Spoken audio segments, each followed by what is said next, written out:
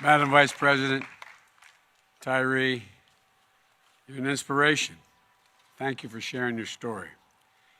31 years ago today, on the South Lawn of the White House, President George H.W. Bush signed the Americans with Disabilities Act.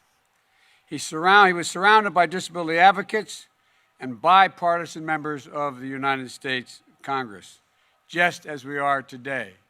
Speaker Pelosi, welcome, by the way, Madam Speaker, Chairman Leahy, Leader McCarthy, Senator Casey, Congressman Scott, Congressman, where is he? There you are, Paul. You understand this better than anybody does. And I want to thank you, Congressman, for all your work. And I want to thank you all for being here. Second, by the way, where's Mom? Mom, is she here? Oh, she's watching. Okay, I thought you looked, I said, Mom is out there. I was going to ask her to stand up, but Mom, you can't stand up if you're home. But folks, thank you for what you've done. The second gentleman's here as well. Thank him for being with us as well. And some of the same folks who fought so hard for this landmark legislation are with us today. I just got off the phone with one of them, a guy named Tom Harkin. And 2 days ago, I was on the phone with one who just had his 98th birthday, Bob Dole. But no one worked harder than Tony Coelho to get this done. House Majority Leader Steny Hoyer. Others weren't able to join us today, but were instrumental in bringing this to life. Dear friends, as I said, like Tom Harkin and Bob Dole. And I also spoke, as I said, Bob wanted to pass on his regards, as did Tom. Tom's up in Wisconsin, working on, he said, on ADA, doing something up there, and I didn't explain exactly what.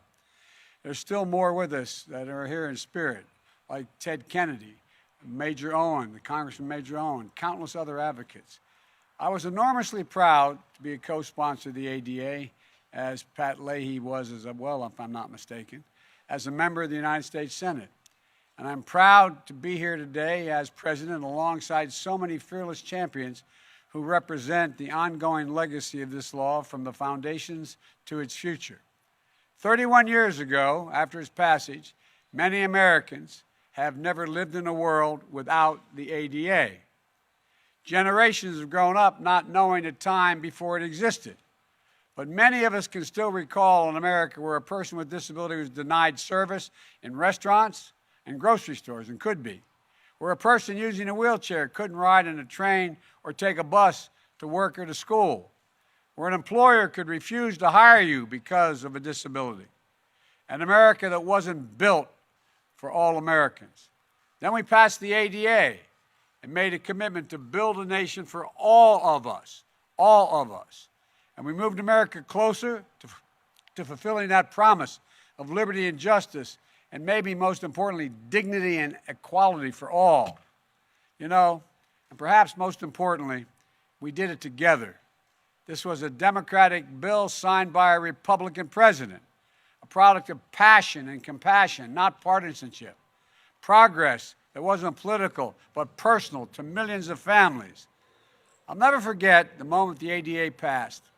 And you may remember, Pat, standing on the floor of the United States Senate, and Tom Harkin sought recognition, he rose.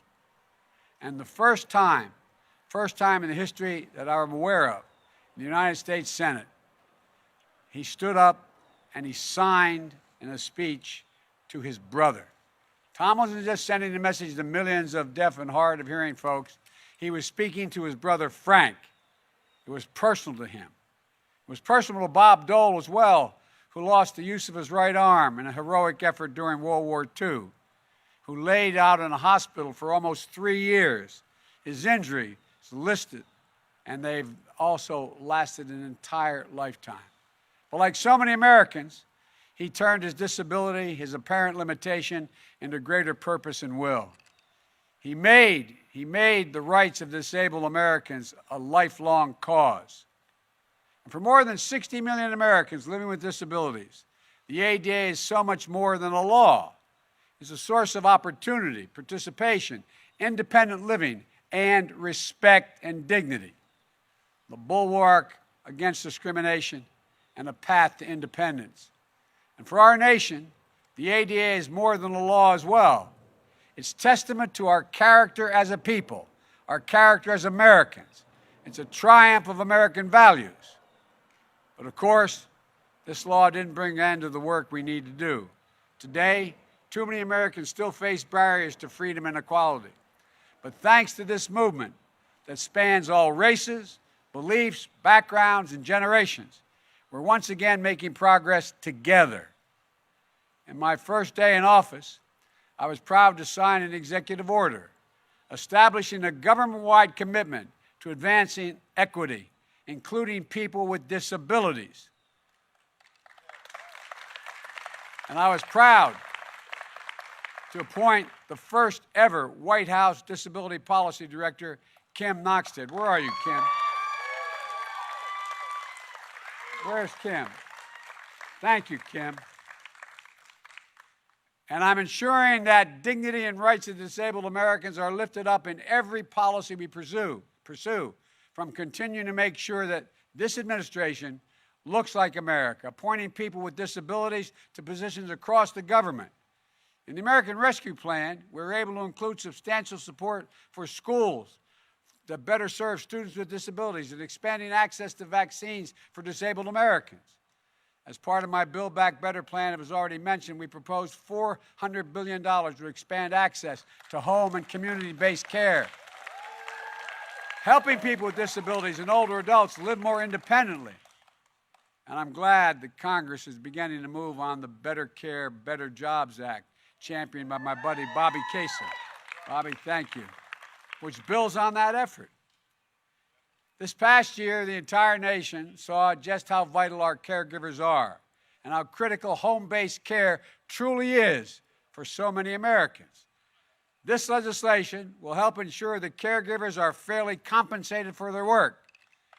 In addition, I've also called on Congress to eliminate the discriminatory sub-minimum wage provisions that too often keep people with disabilities from getting good jobs with fair wages. Because of additional executive orders I've signed, we are working to remove barriers that hold back disabled Americans from exercising their sacred right to vote.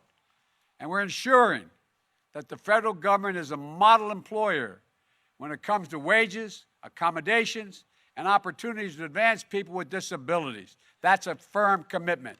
And today, finally, I'm proud to announce a new effort, the first of its kind, to help Americans grappling with long-term effects of COVID-19 that doctors call long COVID. Many Americans who seemingly recover from the virus still face lingering challenges like breathing problems, brain fog, chronic pain, or fatigue.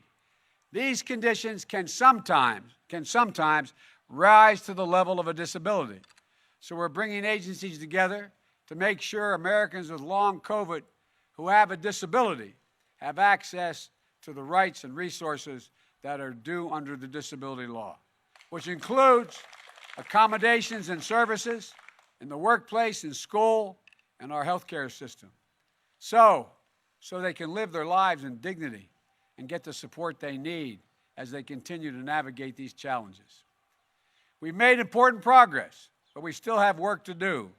We have to keep going to ensure that every single American has a chance to contribute their talents and thrive and succeed. And I know that today's fearless advocates, some of whom are with us today, are going to accomplish incredible things.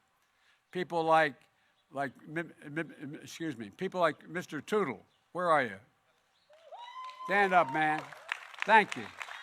Thank you, thank you, thank you. You know, I want to thank you for your continued efforts to build an America for everyone. And as I said, you courageous advocates who led the way 31 years ago, a long time before the foundation for progress is strong, though. It's part of the more moral bedrock of our nation and something every American should be proud of. Now it's my honor to sign the proclamation on the 31st anniversary of the ADA. I want to thank you all. May God bless you and all of you dealing with disabilities. You are an inspiration to all of us. I really mean it. You're an absolute inspiration. May God bless you all, and may God protect our troops, Now I'm going to walk over and sign this. I'm going to invite up, though. Nancy, come on up. Stenny, I think we ought to get you up here. You're a big part of it, Tony Quello. Am I leaving anybody out? Pat, you were there at the time, weren't you? Well, get your rear end up here and put your...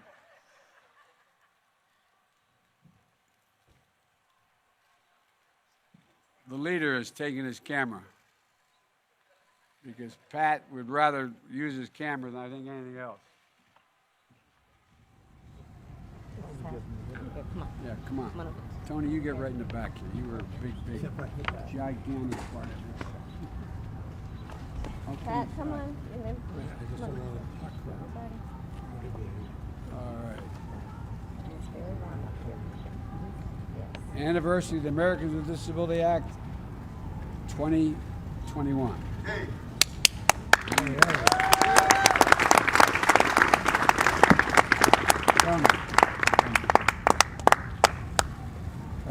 Good to see you. Madam Speaker.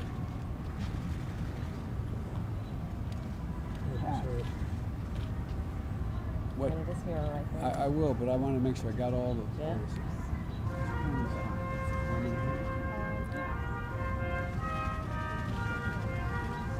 Thank you, everybody. Let's keep it going. Well done.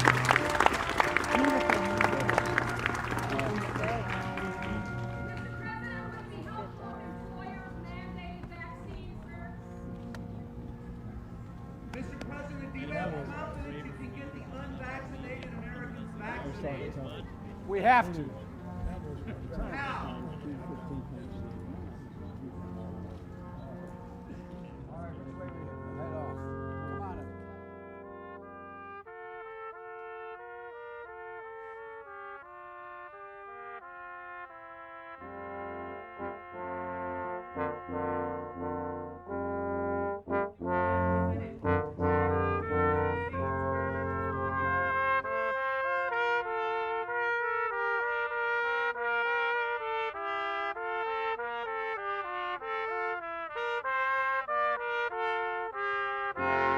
Thank you.